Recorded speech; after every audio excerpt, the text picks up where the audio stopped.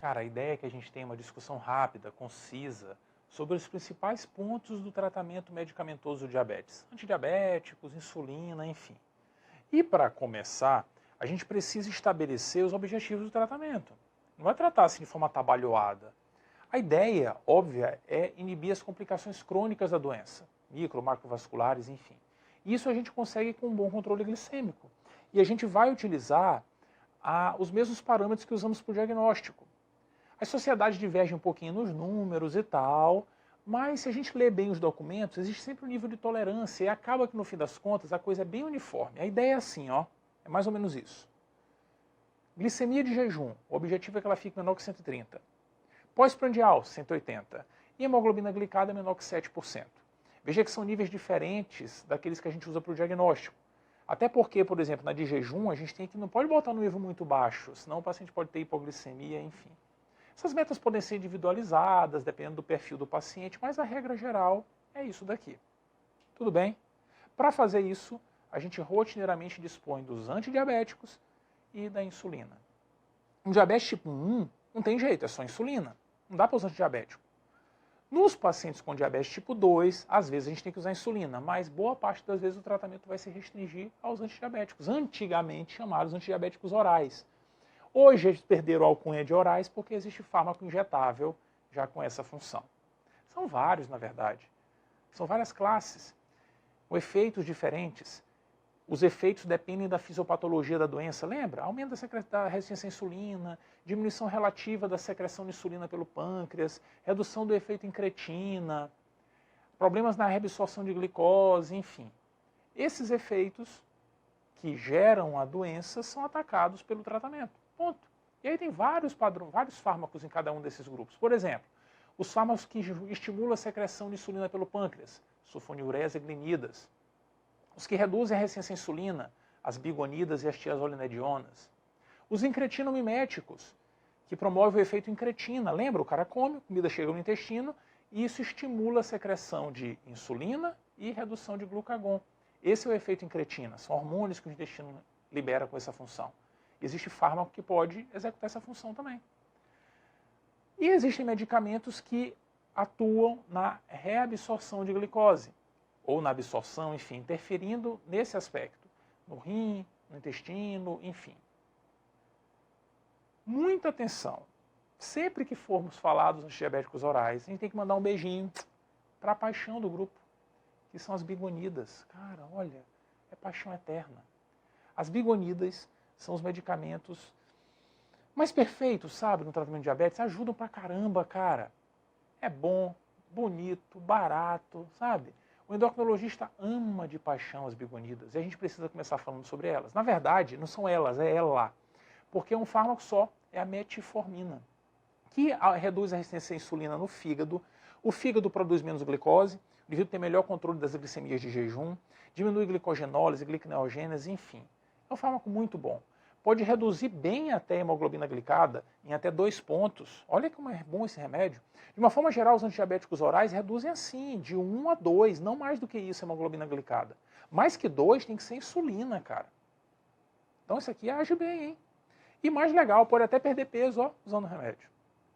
O ruim deve ser efeito colateral, né? Efeito colateral é que limita o uso desses fármacos.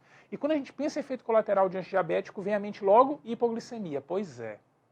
Mas a metformina não dá hipoglicemia, porque ela não estimula a secreção de insulina, não. Ela faz a insulina que está circulando lá agir melhor. Então a glicemia do paciente não cairá. Efeito adverso aqui é outro, por exemplo, diarreia, e aí a gente geralmente muda para metformina de liberação prolongada, ou acidose lática, que era uma preocupação antigamente muito maior, hoje menos. A gente só se preocupa se o paciente for usar contraste para fazer algum exame radiológico, geralmente suspende a metformina por 2 dias, enfim.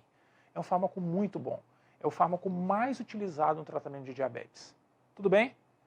Com essa mesma ideia de efeito, a gente tem também as tiazolinedionas. Mas esse grupo aqui, ele perde um pouquinho espaço para as bigonidas. Por quê?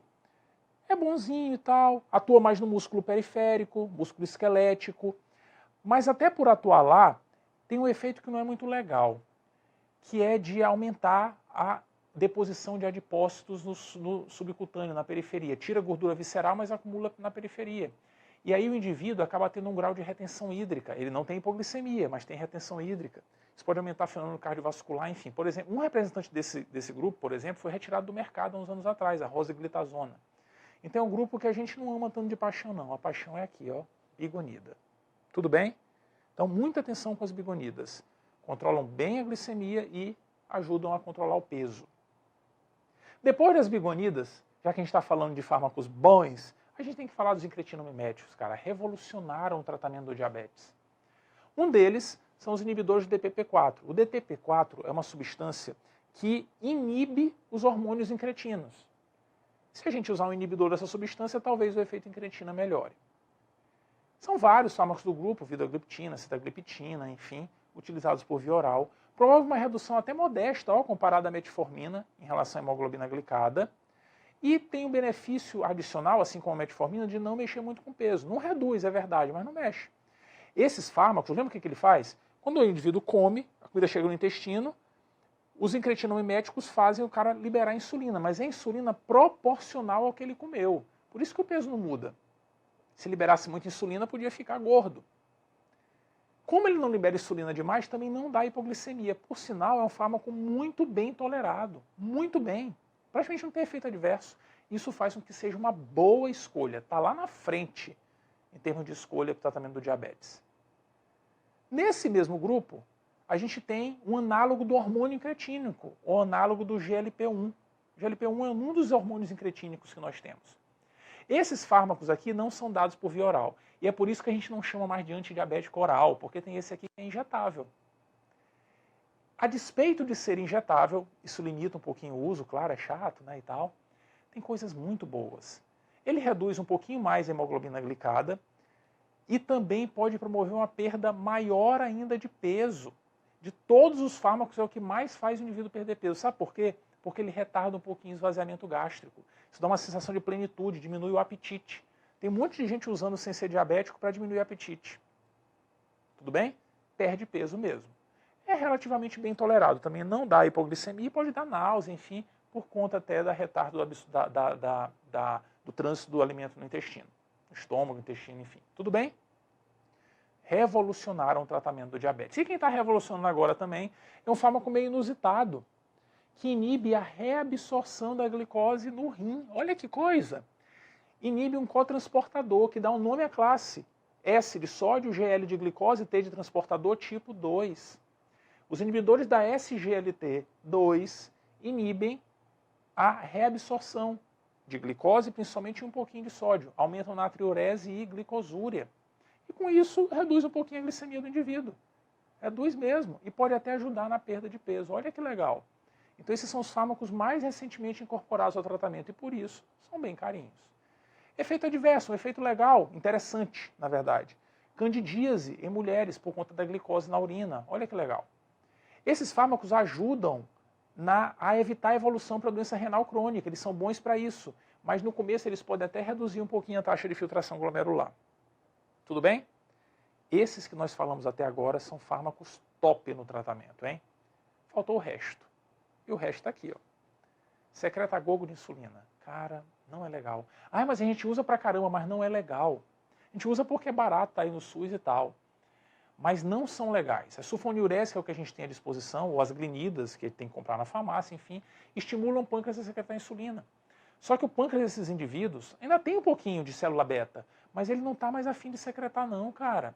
A gente fica batendo em burro cansado, não dá. Controlam muito pouco glicemia, porque esses indivíduos já têm pouca célula beta, naturalmente, e podem perdê-las rápido.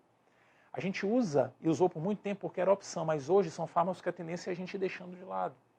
Melhoram, é verdade, o controle da glicemia, melhoram. Por quê? Porque estimula diretamente a secreção de insulina. Com isso faz o indivíduo ganhar peso, que é uma coisa ruim. É uma coisa que não é legal em relação a esses fármacos. E até por isso, por estimular a secreção de insulina de forma atabalhoada, são os fármacos que podem causar hipoglicemia.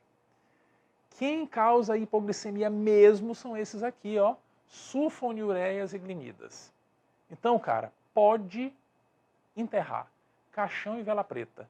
Principalmente para as glinidas. A sulfonilureia não, porque é barato, está no SUS e tal, a gente ainda tem que usar um pouquinho.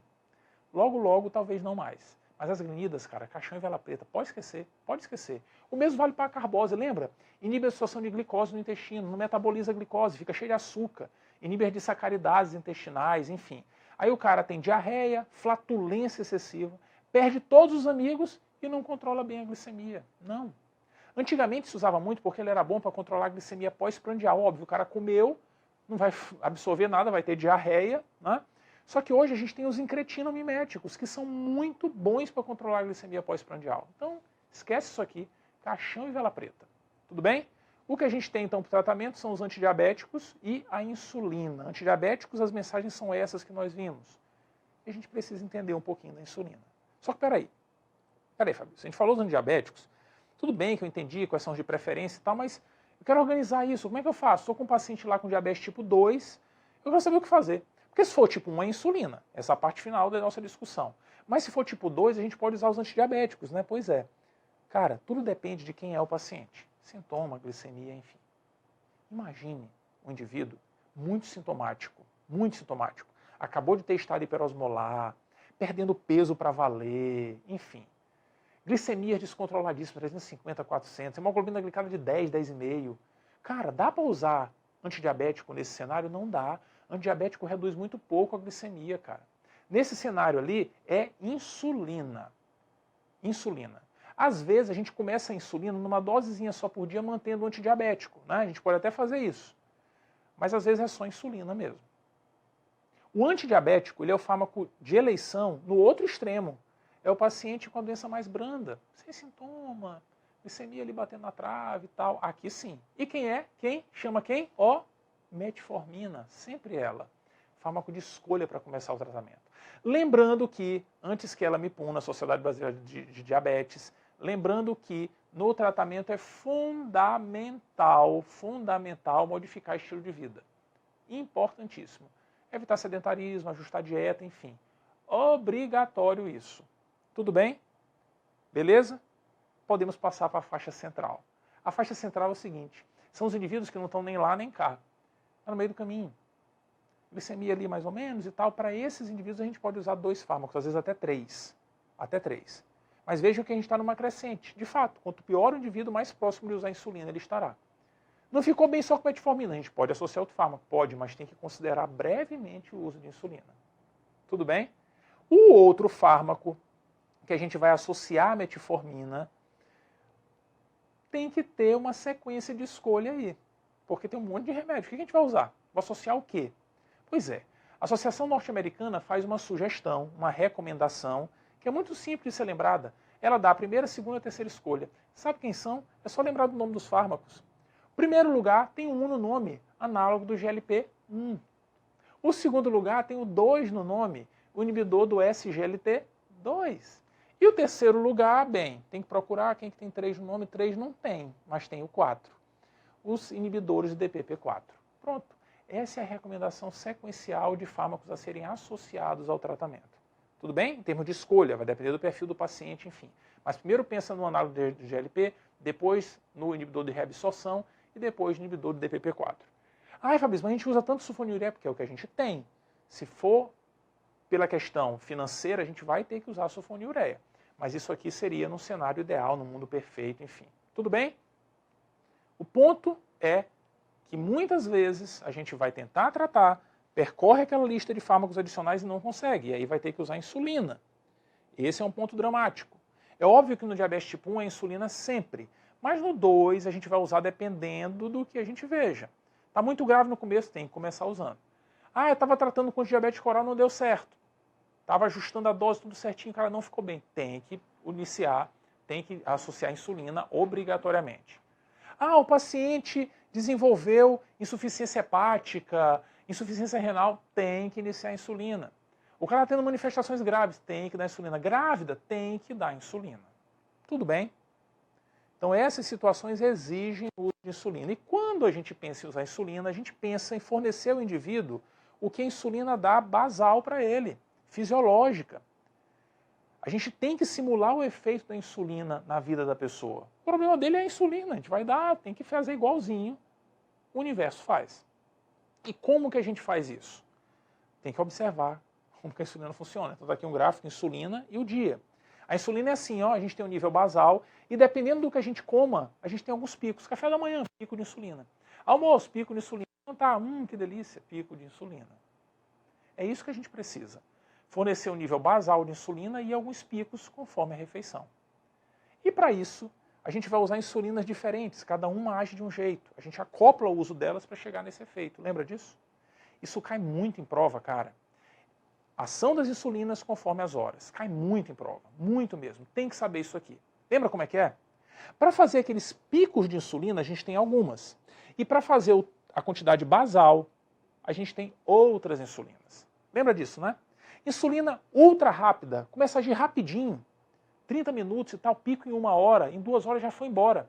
Lispro, asparte, glulisina, enfim, agem rapidinho. Existem outra, que não são ultra rápidas, mas são rápidas e pode dar o pico que a gente quer para as refeições, que é a famosa insulina regular, a insulina rápida. Demora um pouquinho mais para agir, começa a agir ali 30 minutos, 1 hora, pico em 2 horas e tal, 4 horas já foi embora. Foi embora.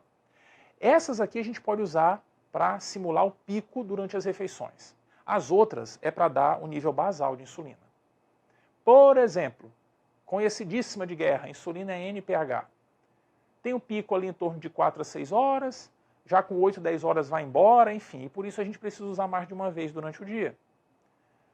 As outras são mais lentas ainda, e a gente pode usar uma vez só. Por exemplo, a Determi e a Glargina. Agem o dia inteiro. E mais recentemente a Degludeca, que passa o dia, vai para outra aula até. Passa um dia, uma aplicação diária. Elas estão em níveis diferentes aqui, como se cada uma agisse com mais intensidade que a outra, mas não, aqui é só para as linhas ficarem visíveis. Porque a dose da insulina tem correspondência com a sua intensidade de ação. O que muda, de fato, é o tempo de ação, o início, enfim. Tudo bem? Tem que saber isso, cara. Isso cai muito em prova, muito mesmo. Às vezes cai o próprio gráfico, tem que saber. Beleza? A ideia aqui não é discutir dose, mas só para lembrar que o que a gente faz é dar geralmente 0,3 a 0,6 unidades por quilo no início do tratamento, fraciona isso, separa, por exemplo, metade para a insulina basal e metade para os bolos, e divide conforme as doses durante o dia, em quantidades iguais, ou pode priorizar amanhã. Durante a manhã eu vou dar 70%, à noite 30%, enfim. Tudo bem? Então a gente sempre divide entre basal e bolos. E vai ajustando conforme a meta. Se o cara tiver com a glicemia, por exemplo, pré-prandial ruim, o que eu vou ajustar? Vou aumentar a insulina basal. Se o problema for a glicemia pós-prandial, vou aumentar a insulina rápida. Ponto. A gente vai fazendo esses ajustes conforme a evolução do paciente em relação às metas. Por exemplo, glicemia de jejum. Está ficando menor que 70. Meu Deus, risco de hipoglicemia. O que a gente faz? Reduz a insulina basal em 2 unidades. A insulina que está fazendo aquilo acontecer. A glicemia do paciente de manhã em jejum está 110. Beleza, está menor que 130, é o que a gente quer, mantém o tratamento. A glicemia dele está 150 de manhã cedo, está acima de 130. O que a gente faz? Aumenta em 2 unidades, a insulina da noite, a insulina basal da noite. Beleza? Só um cuidado adicional. Cuidado com a hiperglicemia matinal. Cuidado. Isso cai em prova, hein? Lembra disso? A hiperglicemia matinal é um evento muito comum. Todos nós temos. Quando a gente acorda de manhã, a glicemia está mais alta. Cara, a gente precisa de um esforçozinho para acordar, né? Pois é, então a glicemia tem que subir um pouco, senão a gente não levanta da cama, não. Quem faz isso são os hormônios contra-insulínicos, GH, glucagon, enfim, cortisol e tal. Então todo mundo tem a glicemia matinal um pouquinho mais alta. No diabético não é diferente. Não é diferente. Quando o indivíduo tiver hiperglicemia matinal, a gente tem que ter o cuidado de não pensar só nessa possibilidade, porque não é só isso, não. Não é só isso. O indivíduo pode ter 2 fenômenos, lembra? O fenômeno do alvorecer, que é o que acontece fisiologicamente, e o efeito Somog. O fenômeno do alvorecer é isso. O cara tem liberação dos hormônios com os insulínicos de manhã cedo e tem um pico de glicemia de manhã. Esses indivíduos têm esse pico de glicemia de manhã no diabetes porque estão tomando pouca insulina à noite. O efeito Somog é o contrário. É um fenômeno muito interessante.